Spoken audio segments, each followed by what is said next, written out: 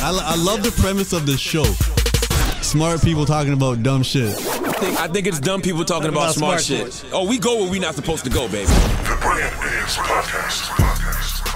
Yep, Charlamagne the God. Andrew Schultz. We are the Brilliant Idiots Podcast, and today's episode is brought to you by Squarespace. From websites and online stores to marketing tools and analytics, Squarespace is the all-in-one platform to build a beautiful online presence and run your business. There are no hidden fees or price hikes, and all websites are optimized for mobile. And it's so simple. Start with a design template and use drag-and-drop tools to make it your own. Head to squarespace.com/idiot for a free trial. And when you're ready to launch, use the offer code IDIOT to save 10% off your first purchase. Let's start the show. Our guest today is a legendary journalist and media personality that has interviewed the likes of Boosie the Lil Baby, Nick Cannon to Orlando Brown, DC Young Fly to Soulja Boy. He started off his career as a DJ, has directed critically acclaimed documentaries like Ghost Ride the Whip, has appeared on episodes of Love and Hip Hop New York and Atlanta, and has released the Rap Phenomenon mixtape series on VladTV.com. He is best known for his interviews on his YouTube channel, Vlad TV, which has earned over they disrespected you, Vlad. They got a number up there that I know that's not right. They got 1 million, well over 5 million subscribers. 5 million. Okay. Ladies and gentlemen, DJ Vlad is here. What's up? What's up? What's up? What's happening? How y'all feeling, man? Man, like we're reuniting for the first time. This is the first time the three of us have been in a room together probably like 5 years. That's so crazy. It don't feel like that. Yeah. I guess because with modern technology, with the Zooms and the phone calls and I think social media makes you feel closer than you actually are. You know what I'm saying? As long as you like seeing people pop up, you're like, okay, they're still alive. Like everything's good. Yeah. I don't know. I mean, did we all do a pod before? I don't even remember that. No. We've never done I've done one it with you individually. Yeah, I've done with you individually. Yeah, but I don't think we've all gotten in a room together. No, Vlad's never been on Brilliant Idiots? We've never been. No, I've never been. It's my first time. Wow. Yeah. I've done Breakfast Club a bunch of times. Yeah. But yeah, first time. Well, happy to have you, man. Thank you for having me. Happy to have you, man. How was everybody's week? Good. I'm ready to go. I got my honeymoon, bro. Tomorrow. I'm going. Oh, you out? By the time this comes out, I'm in Italy, baby. Yeah. Fingers crossed. Yeah. Fingers crossed. By the way, next week we won't be here. Might as well let y'all know that now because Schultz will be in Italy for his honeymoon. I'll be out of the country as well. Where you going? I don't like to say, but I'll be out. It's not vacation. I'm going for work. But yeah, it's for work. It's for work. But I'll be gone for I'll be going all next week. Go like this. But I'm probably dirty as fuck, man. Why? I ain't washing like 2 days. No, we'll see. Why not? I took a shower last night. That's of all, I would like to say, what's y'all airline of choice? It's Delta, baby. I love JetBlue. Delta's my number 2. Delta, I say this with the utmost respect because I have 2 upcoming Delta flights that I know of for the rest of the year. Speak on it. Y'all suck right now. Speak on it. What happened? Bro, Delta is moving like Spirit Airlines. What happened? They are, man. Wait, why? What happened? Because they just cancel your flights for no reason. Oh, yeah. Don't give you no explanation whatsoever. So I was in Dallas this weekend. That leg of the trip was fine. Made it to Dallas. Celebrated the 65th birthday of the good brother Bishop T.D. Jakes. Oh, it was phenomenal. So, he had a birthday celebration on Saturday, and we went to church service on Sunday. 4 o'clock, you're supposed to fly out of Dallas, get to the airport. Flight is delayed, gets delayed again, then they just cancel it. No reason for the cancellation, no nothing. Was the flight full? This is my little conspiracy theory with flights. I don't know if the flight was full or not. I think they're canceling flights that are empty so they don't have to pay for the gas. Trip. Yeah. Oh, They told us it was a mechanical issue. They said it was the air conditioning. Right, so then they delayed it twice. Open a window. Then they canceled it. Then they was like, yo, we're going to put you on American because I guess they like sister airlines or whatever. So I took an American flight into Burbank, got to Burbank, didn't have no luggage. No. So it's just like, didn't have no luggage. It didn't get the luggage back till last night when we got back to the airport. What were you going to do without the same sweatsuit over and over again? How are you going to manage for multiple days? That's what it was, right? And the only reason by the way, the only reason I cared because I had to shoot something on Monday. I had my clothes with me. And then, they provided some wardrobe. But you're right. I've been wearing the same sweatsuit since Friday. Well, that's right. You took the red eye to be here now. Yeah. That's... You know what I mean? Vlad? But Delta, step it up, bro. We don't expect that from y'all, man. Shout out to Delta. You guys are great. Can't wait to fly with you guys tomorrow. Not right now. They're going through something. They're going through some challenges. You guys are going to get it great by tomorrow. No, I hope so. For my honeymoon. So I hope everybody enjoy. By the way, you better pray. Come on now. Come on now.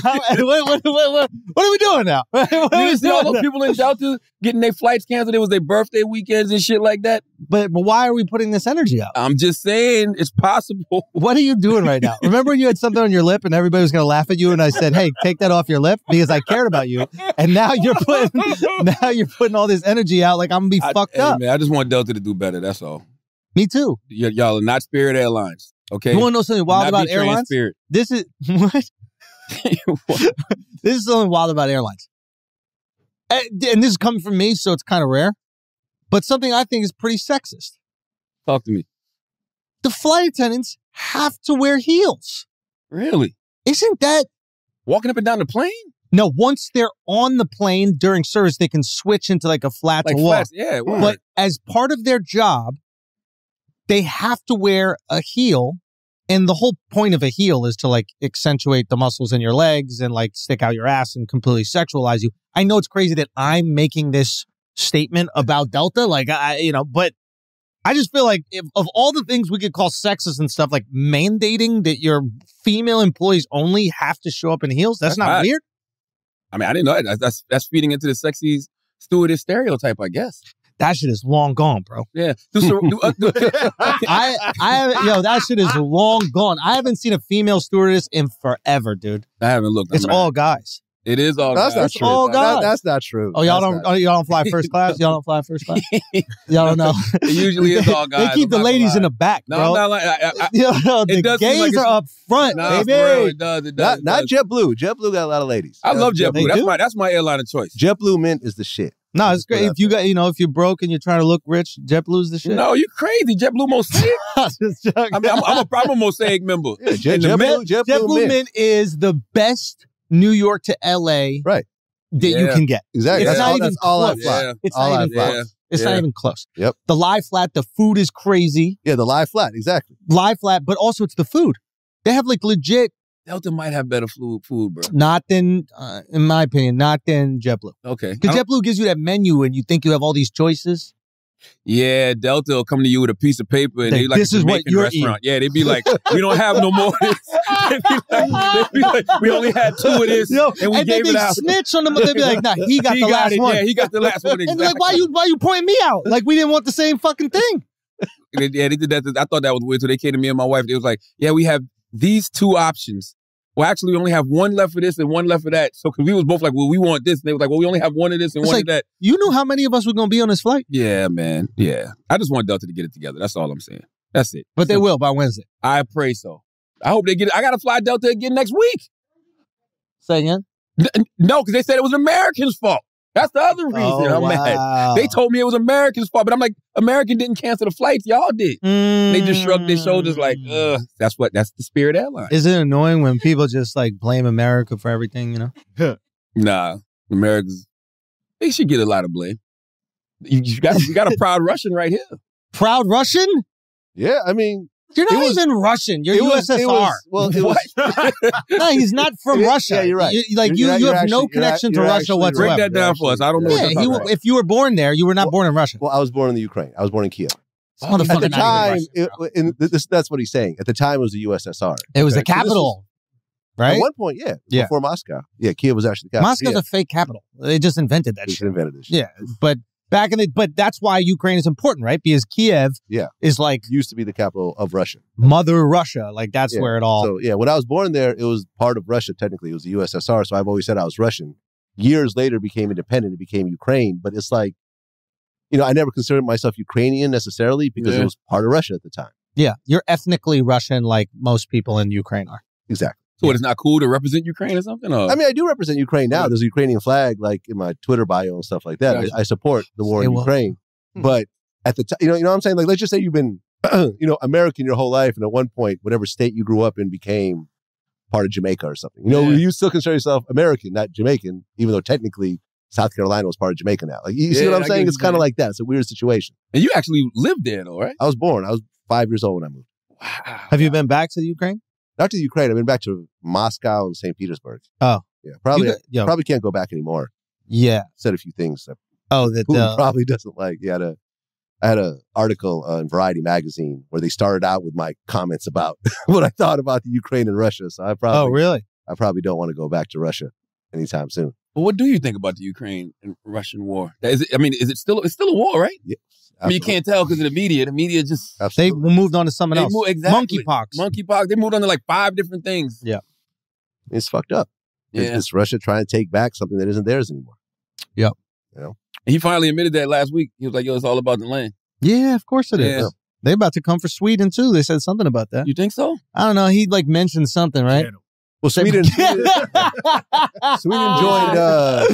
NATO. Said, get them. Remember they locked Al up in Sweden for a month? Jesus Christ, Alex. Sweden joined NATO, I think, and that's what the problem. But they're trying to. They're trying to join NATO, so that's what Russia doesn't like. You got family there still? Not that I know. Or everyone that I knew moved out of Russia eventually, or out of the Ukraine eventually. You know, some of us moved to America. A few, like my father's sister's family moved to, like, I think, Germany, and then, like, I don't know anyone who's still there. So you went from Ukraine to Oakland. I went from Ukraine to Massachusetts to the Bay Area. And that's pretty much where I grew up. And then, you know. Bro, you got to go back to the Ukraine, man. When this war is over. Ukraine is fire. Kiev is... Well, you been there? Yeah. Oh, okay. Kiev is fucking dope. Really? One of the coolest cities I've ever been to. Really? Unbelievable. You should be able to go to war with cool cities. Son, we were there when there was a war. Huh? There was another war happening like the eastern part of the country. This is back, I think, when they were like annexing maybe Crimea. Yeah, I think so. Yeah. I think that's was it. And like the people was just, I guess they're accustomed to conflict because people were going out, they're partying, they're eating dinner at restaurants, something like that. I mean, it was amazing. That's when I went with Jamil. You know my boy Jamil? Yeah. And they thought he was Will.i.am. People was just stopping him in the street. I got the feeling tonight going to be a good night. It was amazing. It was amazing, bro. There's no black people there, and then the one guy shows up. I've got the feeling. Oh, so there's no black people in Ukraine? Nah. Wow. Nah. That's the whole thing of like what people are like. When you think of like racism, it's like my family came from a place where there were just no black people. You know what I'm saying? Like once they got to America, that really, but no, like probably very few Asian people, no Spanish, Hispanic people at all. Like it was really just all white. You know what I'm saying? Yeah. So it was a very, different kind of thing. I mean, in terms of like how I grew up, it wasn't like an American white family. It was like an immigrant white family. So what did you think when you first saw black people? Well, I was 5, so gotcha. I grew up with, the first school I went to in Massachusetts, like I lived in Springfield, Massachusetts. Oh, wow. Okay. So that's like, there's a large black population. So it was like, boom, like from kindergarten or something. So when did you, everybody. Let me ask you a question that they ask on Brown Sugar Vlad TV. When did you first fall in love with hip hop? Elementary school, 5th grade. Breakdancing had just become a national phenomenon. The New York City Breakers. The movie started to come out, Breakin', Beat Street. And it was just like, you couldn't really buy, there was no hip hop on the radio. You'd have to go to like Warehouse Records and buy a hip hop record and hope that it was good. You know what I'm saying? And I just started, I started breakdancing and listening to hip hop at that time. And it was just a ride I never got off. You can breakdance? I mean, before I could, at my current age, I'd probably hurt myself pretty badly. But can you like videos? Can you pop and lock or anything like that? A little bit. Yo, you gotta start doing that, Vlad. You gotta start doing that. Whenever they call you a culture vulture, say you culture appropriating, say I've been here since the beginning. Start popping on them, Vlad. Come on, dude. You can't hit a little one right now? Nah. Do you want to battle? We could battle. We could battle? I'll battle you right now, bro. I got, you know what I mean? I got a feeling. That's the thing, though. I think that this generation doesn't understand your hip hop pedigree. You know what I mean? Like they think you're somebody who just started doing, Vlad TV, and that's where it started for you in this. Yeah. You know what I mean? But I didn't even know about the breakdancing thing. But I remember back in like the early 2000s, some of my first national looks as a personality were on those beef. The beef DVDs you were doing. DVD, the mixtapes, essentially. Yeah, I put you and Buffy the Body arguing with each other on the radio on one of the beef DVDs. And I remember we talked on the phone around that time. Because that was big. Like, you got to think that was before the internet. So, you might have had like all hip hop. You might have had like SOHH. So DVDs were everything. The mixtapes were everything. So to get a prominent look on a national mixtape like that was like huge. And that's when I first started hearing about Vlad TV. Then DJ Vlad at the time. DJ Vlad at the time. Then I started paying attention, and it was like, you did the documentaries on Oakland about Mac Dre, who I never even knew about Mac Dre. Ghost Ride the Whip, the hyphy movement documentary. They did the American Gangster on Mac Dre and the Romper Room Gang. Yep. So I mean, it's stuff like that I feel like if people knew, they wouldn't criticize you so harshly. Well, and I've always and you could talk to anyone about this in our space. Like I've always seen up and coming talent, and I've always embraced them. You know what I mean? Like I said, like when I heard you, I'm like, oh, Charlamagne's dope. I never heard about him before, but I'm going to put him on this mixtape.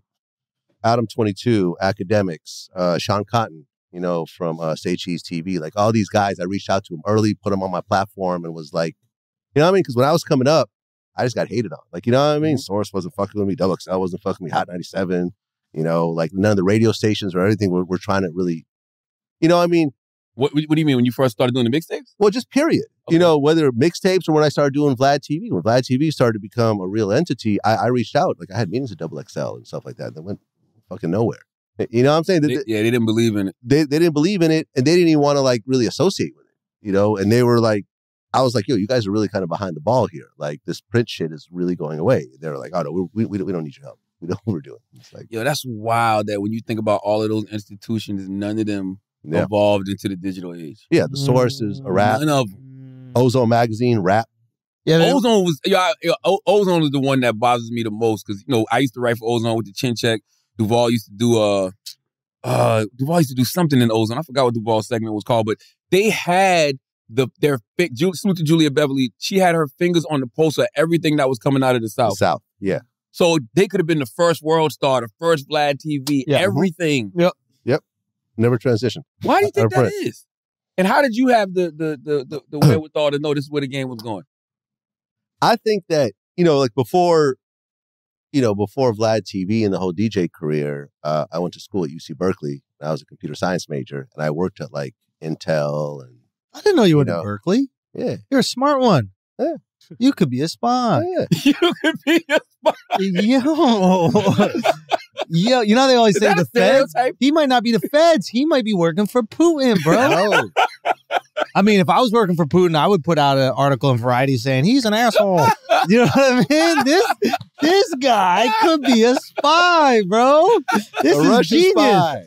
I'm a Russian spy. That's a new one. I haven't heard that one yet. Yeah, that's way better. That's way better. That's better than the feds. Feds. Everybody's the feds, right? This is working for Putin, bro. This is good. And this ties into the Trump conspiracy also. Yeah, you got the P-tapes, dog. You need to get Trump on Vlad. That would be fucking that'd be kind of ill, wouldn't it? Hell yeah. We'll see. So you think he got it? Huh? So he got to get Trump on. He would. I think Trump would do Vlad TV. Yeah, because he's all about the numbers. Yeah, maybe. Yeah, he's all about the numbers. But to answer your question, I was a computer programmer for a little bit, and but I studied in school. Like I majored in it, so it was like I approached Vlad TV as much of a technology company as I did a content company. So the back end of, I spent millions of dollars over the years, me and my programmer were building this whole back end of how can we really function and put out a large amount of daily content with a small staff. And that was where the technology in the back end, like right now, we put out 10 new clips a day, plus 2 flashbacks and full interviews on certain days. So every day? Every day. Damn. 365 days a year, holidays, weekends, birthdays, whatever else. And to create that amount of content requires a system that could facilitate that and where people aren't stepping on each other's toes and uploading the wrong thing and everything else like that. So approaching it like a .com, you could say, along with the content company, allowed us to sort of grow in ways that I think other similar companies could not. What was your childhood like? My childhood like? Well, you got to understand. First, I was in Massachusetts, Springfield, Massachusetts. I was a little kid. And we were around kind of a Russian community and everything else like that. My relatives were around and so forth. My parents went and moved to San Mateo, California. Mm-hmm. Right? They bought a house, their first house, and they, this is where they settled. I was down the street from my, elementary school.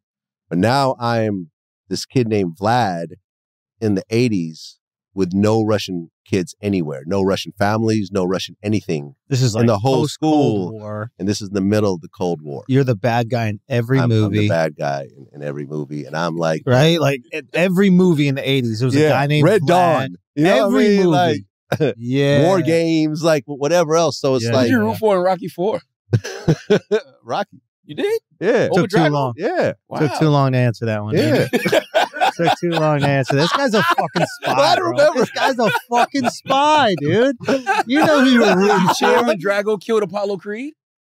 Yeah, that was fucked up. Yeah. I wasn't. Did you turn the movie off then? Were you like, that's the end? The comedy skills have improved, I gotta say. And he's much sharper. They're much sharper than Thank you, Vlad. The comedy aficionado.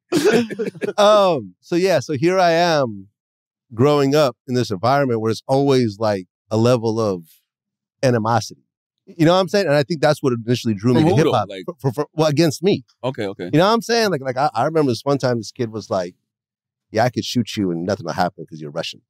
Like, you know what I mean? Like statements, like really hurtful statements like that when you're like 10 years old. You punch so people have been threatening to kill you for a while. Yeah, I'm used to it. Like that's, you think maybe it's you? Maybe.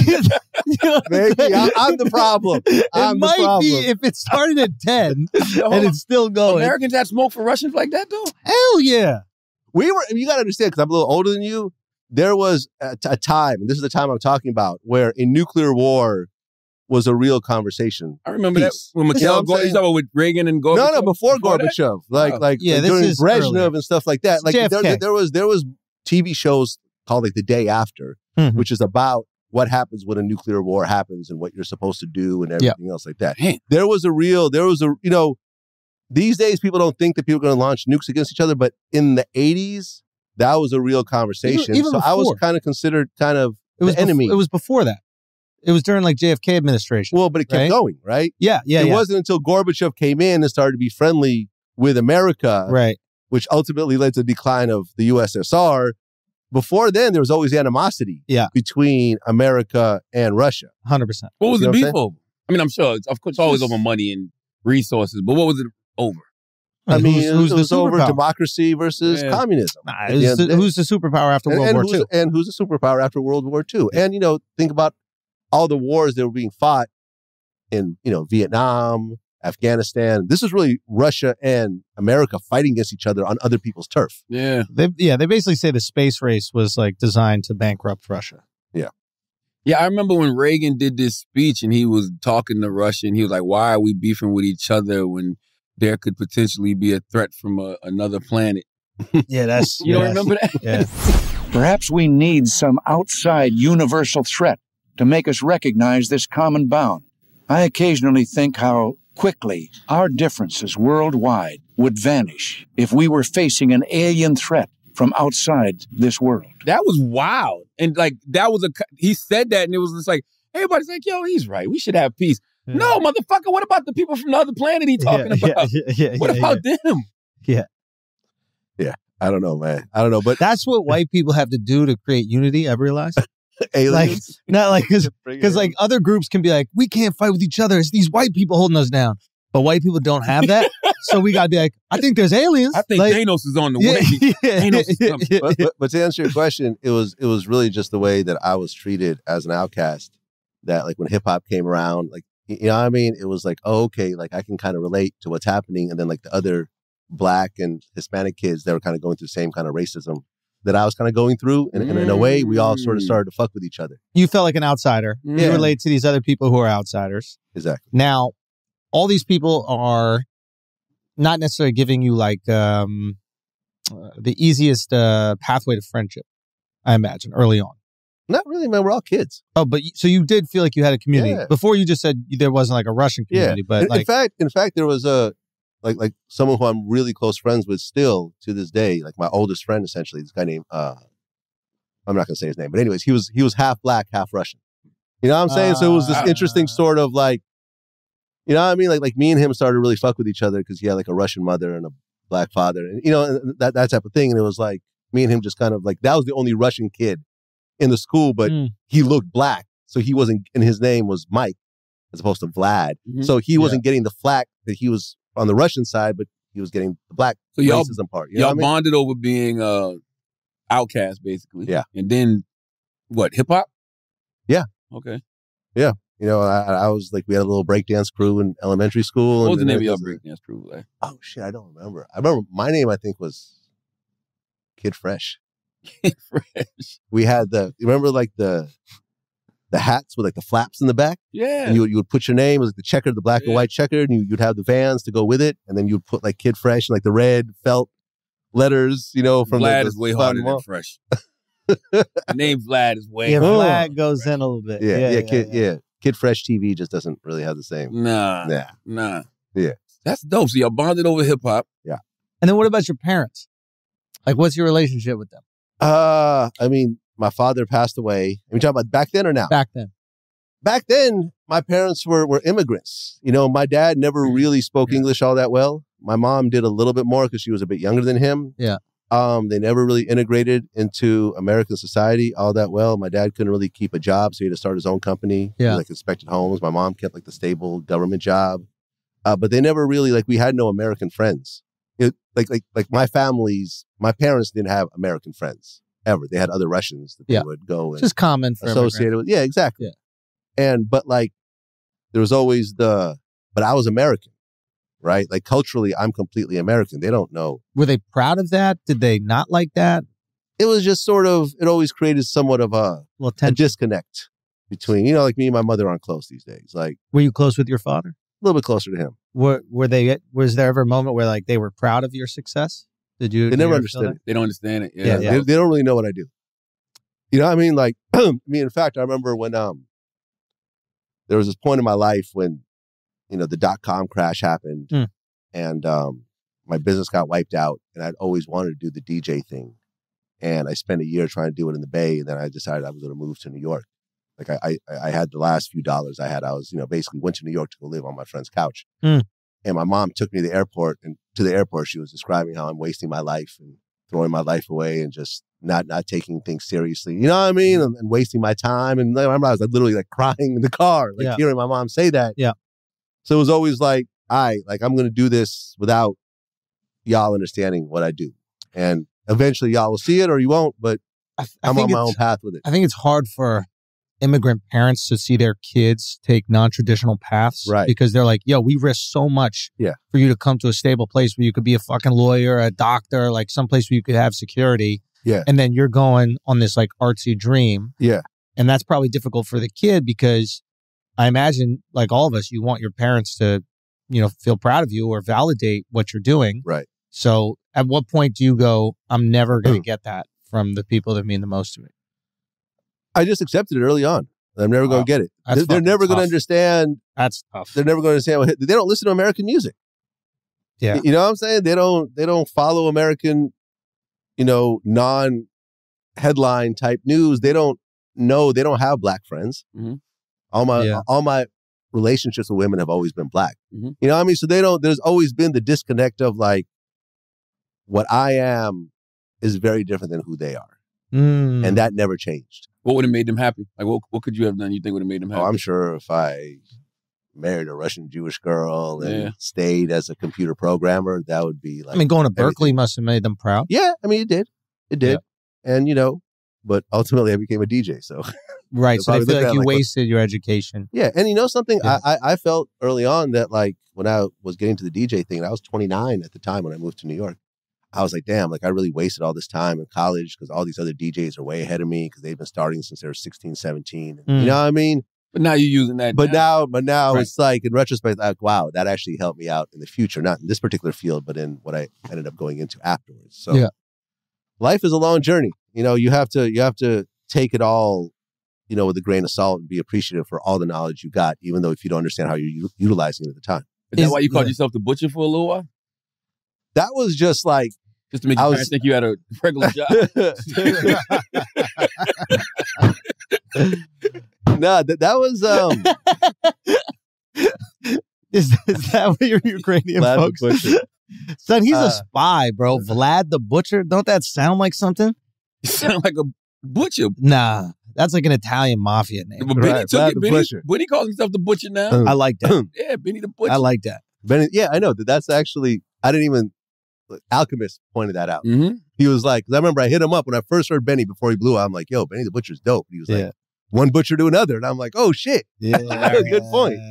Good point. I named the Butcher after the Gangs of New York character. Yeah. Oh, That's what I figured it came from. Yeah. Yeah. And I even sampled the Butcher, like my mixtapes and stuff like that.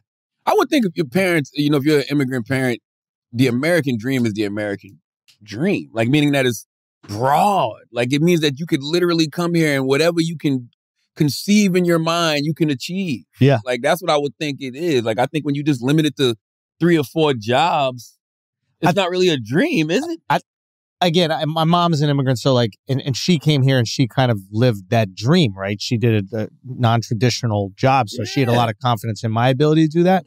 But also, if your parents come here and they do more of a traditional job so that you can do it, they're going, wow, this is security. Mm-hmm. This is great. I think parents always want security for their kids. Yeah. So it's not that they don't believe in them. It's more, how am I going to make sure you're okay when I'm gone?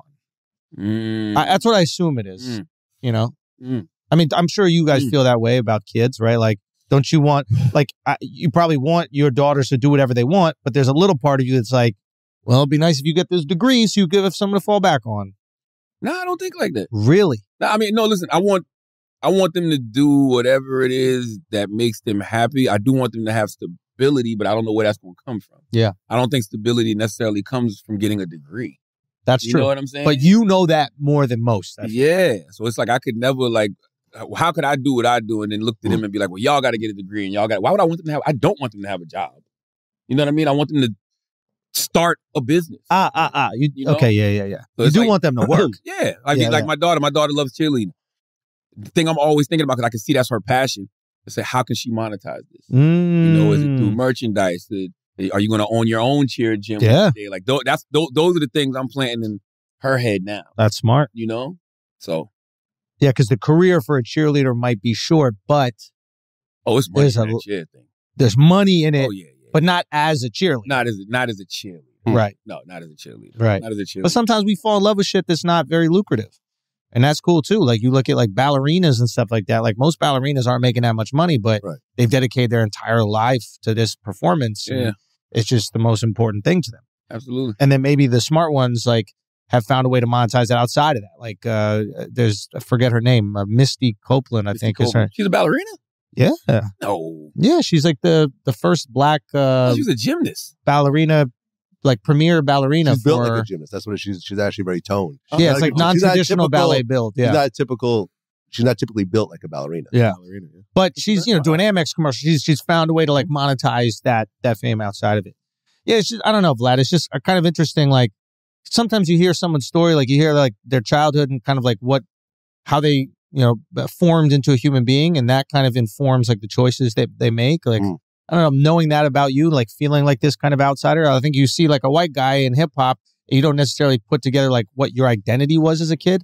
Your identity wasn't white kid. Your identity was, I'm fucking Russian and motherfuckers are telling me I'm Russian every day. The white kids aren't going, come hang out with us, white guy. Right. Yeah. That's interesting. Yeah. When's the first time you saw yourself in hip hop? Like, when you saw, who was the person you saw that made you say, oh, I can be in hip hop. I can be part of the culture. Ooh, that's interesting. I mean, early on, I would probably have to say, I guess when you saw the Beastie Boys. Yeah, Beastie Boys. Yeah. I mean, Beastie Boys are possibly third base, but I think a little more of the Beastie Boys because they were sort of like kind of fast and loose with the, they were hip hop, but also kind of rock and punk, at the same time. And Jewish too, I think, right? Yeah. Adam Horowitz. Yeah. Or, Ad Rock, he's Jewish. So it's like, you sort of see that, the way they sort of played around with the genres and kind of how dope they were. And it was like, that first album, License to Ill, was just crazy, phenomenal. It was one of the all-time, I think, best albums, period. Genre, aside. And it was like, oh, okay, like these kids is really being authentic in who they are. You know what I mean? Like, Third Base was more like kind of traditionally black hip hop. You know what I mean? Like Surge had the high top fade, and the way they styled themselves and so forth. I'm like, I can't really do that. Yeah. But what the Beastie Boys are doing, like that's kind of like, I can kind of relate to that a little bit more. It's so interesting because I don't think the dynamics of black and Jewish relations in hip hop are discussed enough. Yeah, because it's been like that from the onset. Yeah, it's Def Jam. People think Def Jam most iconic hip hop label ever, right? It's Russell Simmons and Rick Rubin. It don't happen without them. You know what I mean? Then eventually it's Leo Cohen comes around. It's just like it does not happen without that dynamic. Well, it does, but that dynamic is actually a cool dynamic. Mm-hmm. You think it still happens without it? Yeah, of course. You think Def Jam still becomes Def Jam without like? No, I mean, like there's not always Jewish guys involved in every label and stuff like that. Shit. Which one is it? Which one? Well, I mean, like who's running Capitol right now? Who's running Epic right now? Oh, I mean, now. Yeah, that's what I'm saying. Yeah. Back then, I mean, listen, man, like, you're talking about two groups of people that. Is Jimmy Iovine Jewish? I don't think so. I think he's like Catholic or something. I would think so. Seems Italian. Yeah, that's what I'm saying. He does seem Italian. Yeah, I think Iovine, you want to look that up? Yeah. But I think what you're pointing out is there is this like marriage within hip hop, and it's been incredibly successful. Absolutely. And like both groups are, playing a major part in this, but it's not really discussed that this love affair of the art has become so successful. I agree with you. I think that's interesting. Mm-hmm. And then I need to understand why. And I need to understand why it's understood. Because it's not like, I think that's a cool story to tell. I think so. And I think that, when you tell that story, it shows that it's always been more than one culture involved in making hip hop become what it is. The artists also benefit, long term. Like look at Public Enemy and their touring career. Like, you know what I'm saying? Like even after their Def Jam days, they continued, Chuck D continues to do very well for himself. One of the greatest touring groups, period, internationally. You see what I'm saying? So it's like... But you still want your catalog, though. Yeah. You know what I'm saying? You still want the rights to your masters. Yeah. It's like you probably could go out and tell your jokes a million times, but if somebody owned the right to one of your specials, you'd be like, shit, can I get my special back? You don't know how right you are. You don't know how right you are about that, Charlemagne. There is a that's currently happening. No, I bought it back. I spent a ridiculous amount of money to buy it back. Wow. With no plan on how I will monetize it. Wow. Because it's mine, bro. Wow. Because I worked for it. And I made it, and I want it because it's mine. It's what I made. Hold on, you're opening up a great conversation right now because it's mine. What's the point of this? I don't want to say what's the point of having it back. Yeah. What's the point of having it all back if you don't even know what to do with it? Well, I know what to do with it though. Okay. I need to give it to the people the exact way I want to give it to them. Okay, but what if that company you was with had a plan and y'all were doing it 50-50? Yeah. Or even 64, whatever it is. That's possible. You know what I mean? Yeah. What if they had a plan on how to distribute it, how to monetize it, how to promote it, market it? Mm-hmm. Is it worth letting them have part ownership? Charlemagne, we've known each other a while. Yeah. I'm a pain in the ass. Okay? I know how to do things one way. Yeah. My way. Yeah. Okay? Yeah. And when it comes to my stand-up, which I love more than anything, obviously when it comes to a collaborative effort like this, it's your way. But when it comes to... not? No, I'm just joking. That's not true. I'm just joking. But like when it comes to my art, the thing that I care the most about, it's goofy to call it art, but like my stand-up is I worked my whole life for this. Yeah, so I was in, this situation where I had, the opportunity to buy my special back and put it out the way that I want to put it out with the exact material that I want to put it out. And I took advantage of that opportunity and I worked very hard and I was fortunate enough to save up a bunch of money throughout my career and I used it all to buy my special back. Yeah, I know. Would you sell Vlad TV, Vlad, if a company came along? I think anyone would sell anything for the right price. Yeah. You know what I'm saying? Well, I mean, apart from What about throat? Human beings. And stuff Oh, we getting to that, Vlad. Hold on. We getting to that. Wait, what? Vlad had a great post about 4 hours ago I want to talk about, but go ahead. Okay. What? No, but in terms of companies, I think every company is up for sale for the right price. Yeah. And I've had various conversations with companies over the years that want to buy it. But I think the thing for me is that unless the price is astronomical, where it's like, all right, I could sell this and I never have to worry about money. I could maintain my lifestyle. I could expand my lifestyle and never have to worry about money and have it multi-generational. That's cool. Mm-hmm. But aside from that, it has to be almost like, not to say it's an equivalent company, but like, for example, like look at what Disney did with Lucasfilms. They bought it for $1 billion mm-hmm. and they expanded it.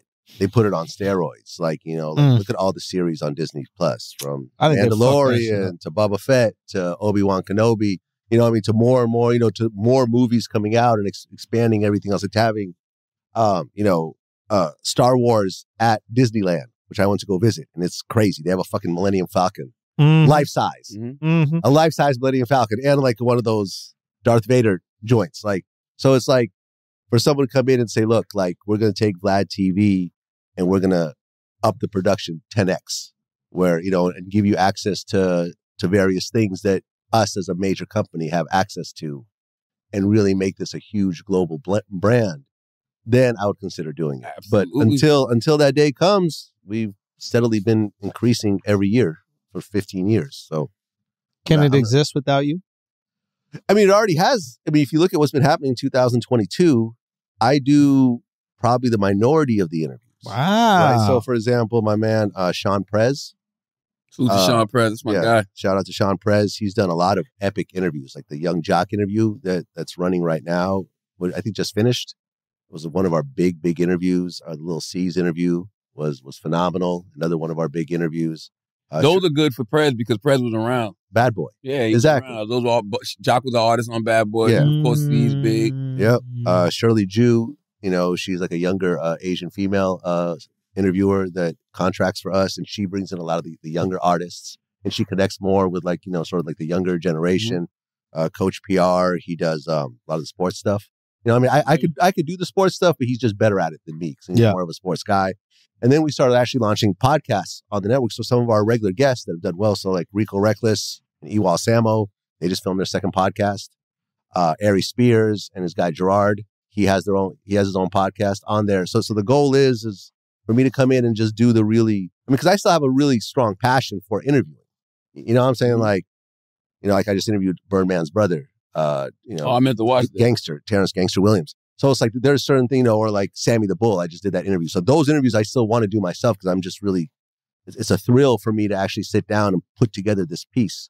But by maintaining and growing the number of clips that we put out every day, it's going to require a bigger team of interviewers and a bigger type of product, a bigger array of products. So that's the whole thing. Like to keep stepping away and kind of like an Oprah. Oprah will come in and still do Leaving Neverland or the royal couple, but most of the work is done by people that work for it. Do you regret putting your name on it? Because I was looking like 2 days ago, I think it was a couple of days ago, and I saw NLE Chopper going back and forth with Vlad TV's Twitter account. And I'm like, I know it's not Vlad tweeting. Well, no, it was the DJ Vlad Twitter account. So it is and it isn't, right? Because that was you tweeting? Well, yes and no. Like there's a Twitter feed that goes through that account. So every, Vlad TV, one of our companies is VladTV.com, which is the news site. So I don't run that. My man Evan is the content manager. He decides what goes on that site, but it goes through my account. So since I have the biggest Twitter account associated with Vlad TV, so it goes through there. So it went up, it came up, and it was, how Justin Bieber had that situation where his face, his face is paralyzed. Ramsey Heart Syndrome or something like that? Ramsey Heart Syndrome, I think, And NLE Choppa said, I've been trying to contact Justin Bieber, have him call me as soon as possible. I got some herbs that'll fix all that. So, we weren't trying to clown him or anything. The article went up with that title. Yeah. And other people were reporting on it as well. And then he replied back to me, since I tweeted it, was like, stop posting me, you chump ass N-word. Yeah. You know what I'm saying? And usually I just ignore shit like that, but I guess today I got time, cuz. So. You called him a fraud. You said that you've been out here selling these pills that say you can give you a BBL, and, cure herpes, and you called him a snake oil salesman. He was showing his age. That's when I knew Vlad. I was like, oh, Vlad, 40-something like me. You called him a snake oil salesman. Snake oil salesman. I mean, am I wrong? I mean, has he cured? I mean, and I don't believe any of that stuff can be cured with a pill. Right. I mean, he said, the whole thing was like, he was like, when he called me a chump, and I'm like, this coming from the chump who says you can cure cancer. And his response was, I did. Oh, he said he did? Yeah. And I said, you haven't cured shit. An actual cure requires multiple levels of testing of hundreds of people and peer reviews. Mm-hmm. You just tweeted about it. Yeah. Yeah, salute to NLE Chopper, but it's been a lot of people trying to cure cancer for a long time. I don't think he can create a pill that can cure cancer. I'm not the highest grade of weed in the dispensary. Right. It's not resident. I'm not the strongest Avenger, but I think I'm pretty safe in saying I don't think he can cure cancer with a pill. Yeah, I mean, if he could, like, he'd be a billionaire. Yeah, he wouldn't be rapping. No, actually, he'd be dead. Facts. Pharmaceutical companies they come get in. him out of here. Yeah. Yes. Yeah. Right. It's not Resident Evil where you could just, but why when you're sick, you get a plant. Why, if you know that he can't and everybody else knows that he can't, why respond to that? I think the thing was when he said, stop posting me. And it's like, you're not going to tell me who to post. But like, I don't know. Do you care what people think about you? Is that why? Are you motivated? Like, do you think they could be like, oh, NLE Chopper's son, Vlad, or something like why the need to react to that? Like, I just, I mean, he's talked shit about him before. He's called me the police on his Twitter and stuff like that. I didn't react. But, I mean, telling me not to, I feel like had he said, don't post me, and then for whatever reason we didn't post him, it would look like he's telling us what to do. Yeah. You know what I mean? Like the outside public. Yeah, the outside public. Young Blue said, stop posting me. And my response was, nope. Right. Just that. And then he deleted his tweet afterwards. But if you did post him afterwards without saying no, people would know that you're not listening to. It seems like you're concerned with people. Today I had time, cuz what I mean? Just that day he caught me on that one day, and I responded, and I think really, and to me this is sort of a bigger picture, because it's like you have people that are really sick, right? Who really are going through serious medical conditions, and if they're spiritual, people like an NLE Chopper will get them to really question their doctors and question actual medicine that has research and history behind working for certain things. They're going to be like, oh, well, let me stop taking chemotherapy and take these herbs and then end up dying. You see what I'm saying? Yeah. It creates a level of confusion with people who feel a level of spirituality and feel some sort of connection to herbs and science, and kind of like, African, healing and stuff like that. Like, and I think that there's a lot too. And I think that there's certain herbs that could help ease situations and help ease the pain, but you're not going to get a BBL from a fucking plant. That's wild. You know what I'm saying? BBL and then all of a sudden your breast get big. Yeah, you're not going to get bigger titties. You're not going to cure cancer. I mean, he also said he was shitting 8 times a day. You're supposed to shit every time you eat. 8 times a day he was taking a shit. That's a lot of shit. That's a lot of shit. That's a lot of shit. You can't even say he's full of shit. Yeah. He's not. Yeah, I mean, listen, I don't have anything against anybody being holistic. I'm just saying go talk to like actual people who are in that space in a real way. Right. You know what I mean? But a lot of people say fake things on the internet. That's the internet. Vlad. But even with the thing, what you said about going back and forth with NLE Chopper, I almost feel like that's part of it now. Like if you're a Vlad or Academics or, Adam, like it's like when artists go at you, it don't hurt.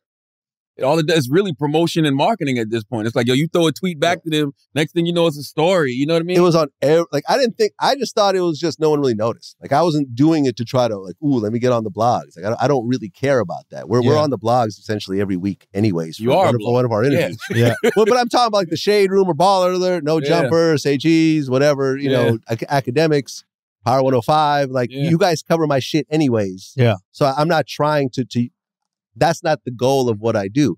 But like, yeah, I had like, he had like 2 tweets. I had 2 tweets and everyone picked it up. XXL, say, geez, like, I mean, it was like, it's starting to be everywhere. And I'm like, okay. That's why I said it doesn't hurt. It doesn't really hurt. It's great marketing. People love beef. They love fights. They're interested in it. It's like, you're in the lunchroom and two people start going at it, right? Everybody looks over. Ooh, what's going on? I just wonder if is there anybody that could say something about you and then you wouldn't respond because it's not worth your time, or you wouldn't care what the people would think if you didn't respond? 99% of the time I don't respond. Gotcha. And I have prominent, major artists or whatever. Talking shit. I mean, people have taken shots at me from some of the biggest. Does it hurt ever? Like, if you're being honest, like, are you ever just like, fuck, why don't you guys just accept me? Why can't I be in this? Like, that's a good question. Yeah, like, that's a good question. If you're being truthful, is there ever a moment where you're just like you want to be accepted by hip hop? I really wish you guys would accept me. Listen, would I love to be nominated at every award show and get access to every large A-list artist when they go on their promo run and so forth? Sure. Who wouldn't? Who wouldn't want that type of access and love and everything else like that?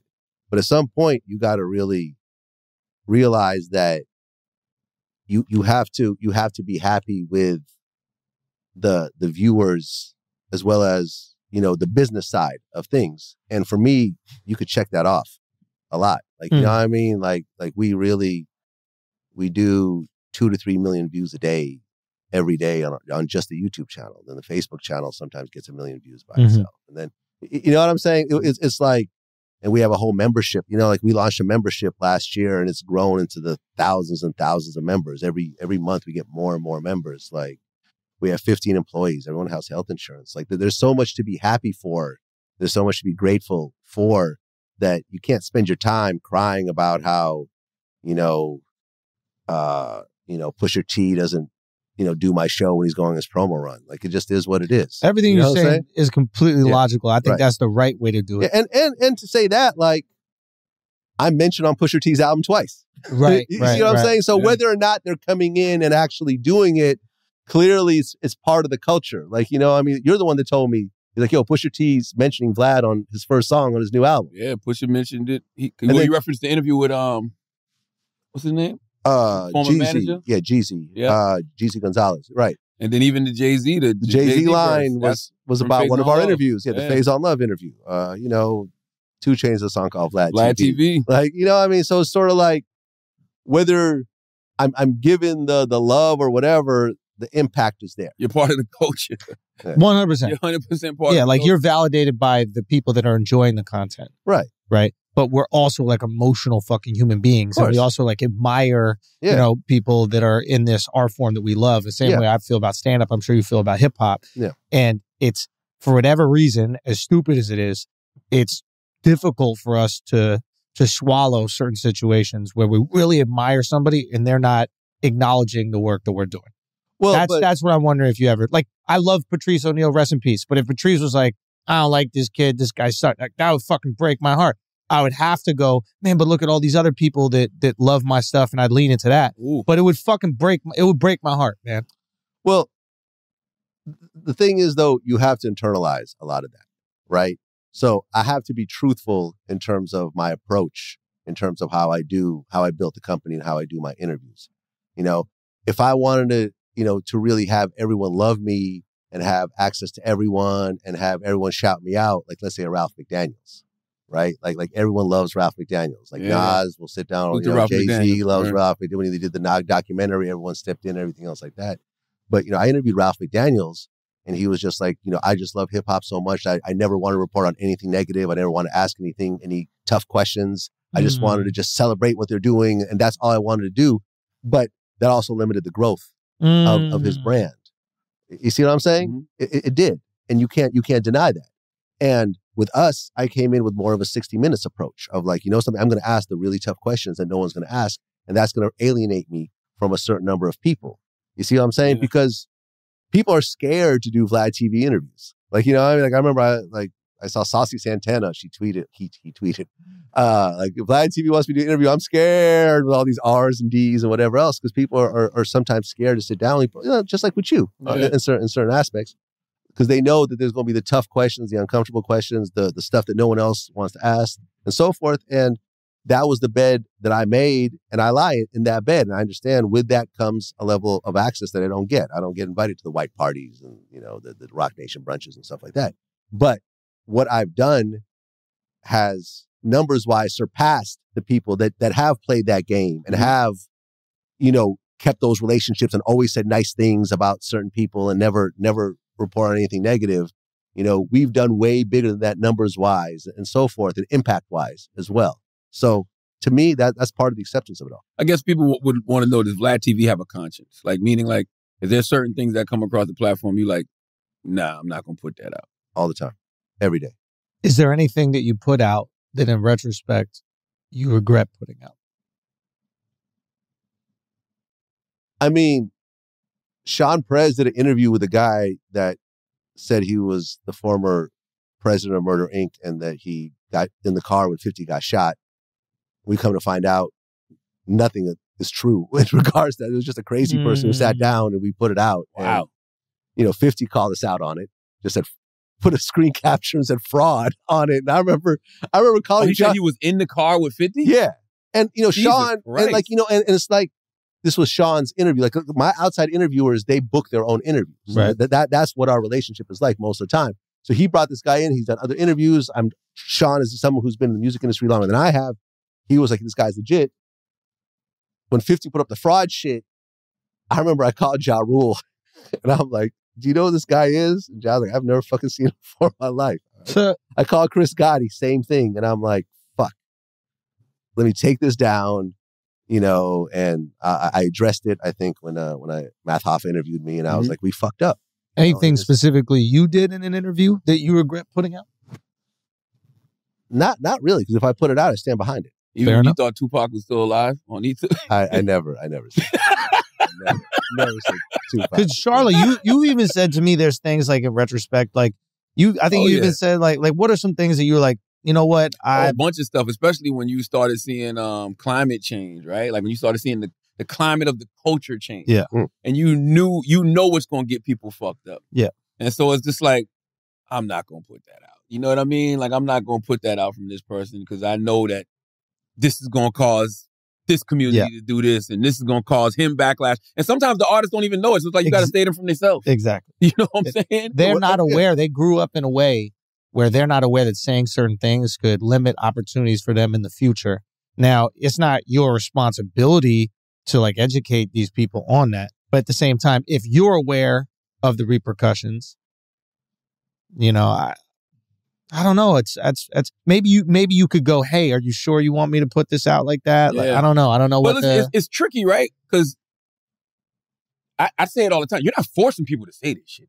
Yeah, exactly. Like, they're showing up. If they sit down and they give it up and they're telling all of these stories and everything else, whose fault is that? If you're comfortable enough to sit down in front of a camera and say it, why should I even think twice about putting it up? Well, there's also this kind of false narrative that somehow people I interview, the interviews are used in court cases, and which I've never actually heard of happening.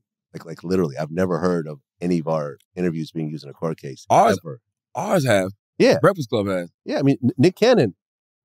Like when Casanova got his bond, denied, the actual prosecutor was mentioning Nick Cannon's interview with Casanova. Yeah, we actually put out the audio of the actual, meeting with the district attorney and everything else like that. That's happened to y'all too, though. Mm-mm. Really? No.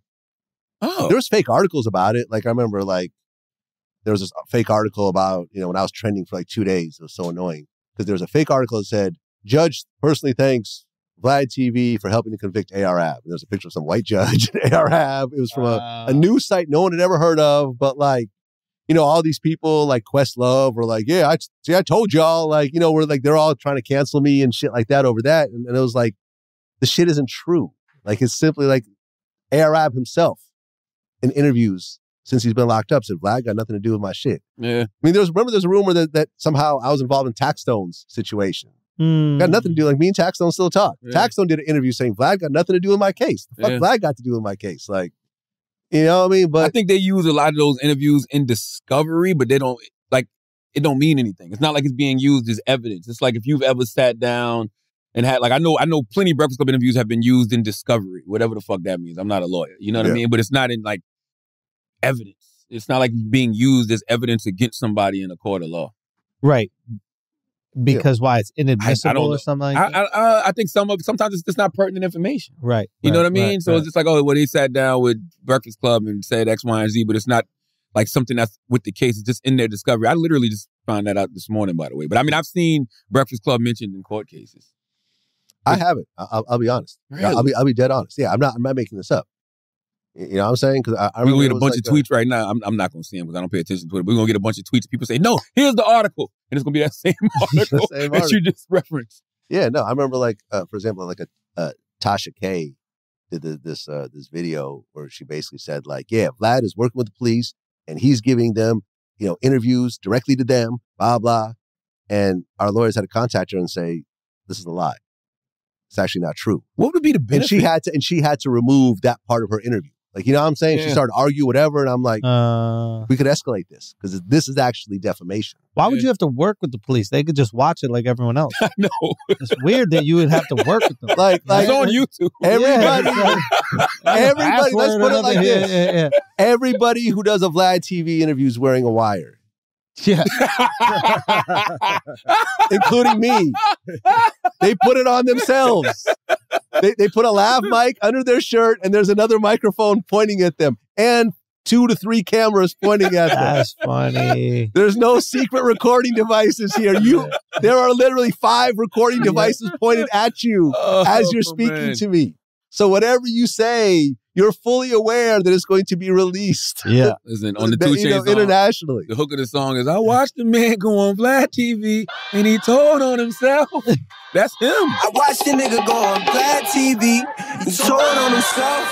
Yeah. That's them. You're not making them do any of this. Well, now rappers are telling themselves in the raps. In the music. There's actually a story behind that. What, the Vlad TV song? Yeah. What happened? You want to hear it? Yeah. 2 Chainz podcast before, Vlad. 2 Chainz kind of touched on this on his Drink Champs interview, but what had happened was 2 Chainz guy reached out to me and was like, yo, we want to sample part of this Benny the Butcher interview for 2 Chainz' new album. And people approached us about this all the time. YFN Lucci's album had a Boosie sample from our interview, or you know what I mean? Like stuff like that always seems to happen. So I'm like, all right, cool. Well, I'll tell you what. How about he does an interview with me, as he's going on his promo run, and we'll sign off on this Benny the Butcher sample. And he was like, cool, no problem. So 2 Chainz came in. We all met up at the studio, and I hadn't heard or anything else like this, right? So I didn't even know the song was called Vlad TV or what the chorus was or whatever. So we do the interview, and the interview was cool. And, but there's still no paperwork or whatever. So I reach out and I'm like, can you send me the song and the sample? So I get the song. It's called Vlad TV. And it's about, what you just said. I seen a dude go on Vlad TV telling on himself. But then what they did was the sample they wanted to use was my interview with Benny the Butcher, but it was mostly me talking. And they chopped it up in a way to make it sound like I'm somehow trying to get people caught up. They literally chopped the interview up in a way to make it sound derogatory towards me. And once I heard it, I'm like, I hit him up and I'm like, I'm not clearing this. And I understand that the interview is contingent on this, so I'm scrapping the interview. You know what I'm saying? But this right here, y'all know what you're doing here. You know what I'm saying? So you had interviewed 2 Chainz for Vlad TV, which never came out. Wow. So that was like a barter. Yeah. Wow. Yeah. So it never came out. And then the album came out and the song was still called Vlad TV, which they could legally do. I'm fine with that. But it wasn't my sample. And I think that would have given it sort of the really nasty stigma. Yeah. That they were probably trying to go for. Yeah. But since I wasn't going to okay my voice in that, then they couldn't use that. That's interesting though, because it's a part of me that's like, why not lean into it? Because they're going to say it anyway. They're going to say Officer Vlad, whatever. You might as well just... Yeah, but you want to be represented falsely? If I took one of your interviews on, that we did and chopped it up and made you look like you're saying something you're not saying? Oh, that's been happening to me. Yeah. Welcome to the internet, Vlad. What are you talking about? I don't like it. I agree with you. I don't like it. It's one thing to have it on the internet, but it's another thing to have it be stamped into history on a major artist's album. Yeah, you see what I'm saying? Yeah, that's more of a permanent kind of thing. Yeah, I think the internet is worse. It's hard, easier to share a meme, easier to share a clip than it is to share a song. Not, but the song lingers on. The meme will go away. Yeah. Is this feeding into a stereotype that already exists? And at this point, I don't think it'll ever change. I just think it's like some of us are just the people that people love to hate. You know what I mean? I enjoy Vlad TV interviews because I feel like it's I like the documentary style. Yeah. That the way the interviews are done. You know what I mean? That's what I'm trying for. Yeah. That's what I like. Like I learn things when I watch Vlad TV interviews. You know what I mean? Like me personally. That's how I look at it. That's how I look. Yeah. Maybe we're infantilizing the people that you're interviewing. I don't even know what that word means. Like I don't know either, actually. We're treating them like children, right? We're going, hey, you guys aren't responsible enough to worry about what you say. And Vlad, you're supposed to be a dad and tell people what they can and can't say. And maybe that's unfair. Maybe we need to start treating these people you're interviewing like adults, and they should know what they can or can't say in an interview. But the fact that nothing we've ever done has been used in court cases or whatever else, doesn't that already imply that the way I'm doing it is actually looking out for the people to make sure I hear what you're saying. they're not saying? Because I think people think that like you should never talk about a crime. But if you actually, a lot of what we do is in the gangster genre, whether it's the mafia guys or whether it's, like the Rick Rosses. There's a statute of limitations. The freeway Ricky Rosses or the convertible Berts or whatever. Like these guys have done the time for what they got convicted for. So they could talk about the kilos and everything else like that. Sammy the Bull admitted to 19 murders. Yeah. Like I remember there was like this on Twitter, it was going viral. It was like DJ Vlad be like, walk me through your first murder. And it was like, literally had like tens of thousands of fucking retweets. Tens of thousands. Like, it was like, I'm sitting there like, it's a great question. That is funny, though. That is funny. Right. And I'm like, if they already did the time, I want to know about it. Well, and then my response, and I actually responded to it, I was like, Sammy the Bull interview coming soon. He did 19 murders. And actually, my first question is, walk me through your first murder. So, yeah. So is it a stereotype if it's true? Yeah, that's what I'm saying. I think that's you feeding into it. That's dope. Yeah, exactly. But by the way, it's Sammy the fucking Bull. Right. He killed 19 people. That's a valid fucking We don't got to feel bad for Sammy the Bull. That's a valid question. Yeah. Right. And I don't think any of your critics are worried about you asking Sammy the Bull that. I don't think they care. Do you think if you were black, you'd get any pushback? I mean, Sean Cotton gets pushback. Sean Cotton gets called the feds. He was like, even in our interview, he said, SHEs, right? Yeah, SHEs. Okay. He was like, people accuse us of working together. Like, you know what I'm saying? You might get more pushback if you're black. People call academics the feds. Like, you know what I'm saying? Like, and actually, like I remember what Sean said, which was interesting, was that like, I'll get certain interviews with both people. Like I interviewed both Fulio and Young and Ace, right? And he's like, yeah, I wouldn't get both of those guys because people think that I'm playing both sides. Whereas you could kind of sit back and say that you're a journalist and you're just getting both people's stories. Like, you know what I'm saying? Like, he's like, me being black, I would get caught in the middle of that. And you know what I mean? People would be taking it personally, whereas you seem to be getting away with it. And I'm like, okay, cool. So, I mean, I get certain things, but he gets certain things as well that I don't get. So it's all, I don't sit there and cry about my race or opportunities I don't get or whatever, man. Like, you've known me since before Vlad TV, so you saw me get it out the mud. Like, you saw me go from being really broke, and remember my old apartment in Jersey? Like, I think you've been there before. Yeah, no, way back in the day. I don't want to say because I don't know if you still have it in there, but I don't. I think I was in New York. I don't know, but anyways, like, I mean, really, I started off. My hip-hop journey started out from me sleeping on couches with a backpack full of CDs that I would leave on consignment to the Africans on Canal Street. So to go from there to millions of people tuning in every day, it's like, who am I to cry about it and talk about, the lack of opportunities? Like, the fuck? Like, I went from, making mixtapes worrying that the feds were going to kick down my door and seize everything I own like they did to DJ Drama. Yeah. I went from that to actually having a legitimate business, with content I legally own.